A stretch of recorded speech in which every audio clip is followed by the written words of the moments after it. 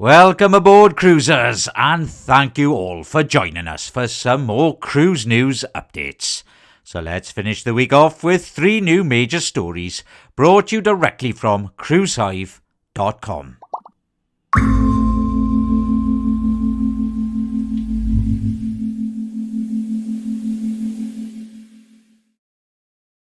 Okay, cruisers, story time out of Ushuaia in Argentina. On January the 6th, a serious windstorm slammed the port of Ushuaia with winds hitting 40 knots.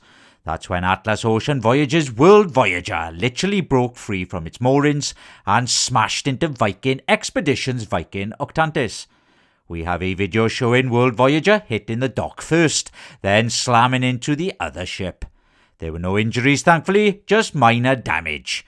By that same evening, both ships were sailing again through the Drake Passage, heading towards Antarctica as if nothing had happened. It was absolute chaos, but it was handled quickly. Imagine this, cruisers, if you will.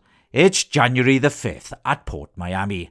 A Carnival cruise pulls in after a Caribbean trip, and at 6:45 a.m, US Immigration and Customs Enforcement agents literally burst into a stateroom. The guy thereafter, Jose Martinez, a US Coast Guard veteran from Phoenix, celebrating his birthday on a Carnival cruise. And the problem? Well, his name matched someone else with multiple warrants. He was yanked off the ship, fingerprinted, and held for about 90 minutes at Port Miami before being released. There was no apology, just chaos. 3 Carnival ships were docked that day, and one name ruined a birthday cruise. And last on our updates, we have P&O Cruises just confirmed on January the 8th that passengers from the P&O Britannia December 26th New Year's Caribbean cruise are getting 0 refunds or compensation.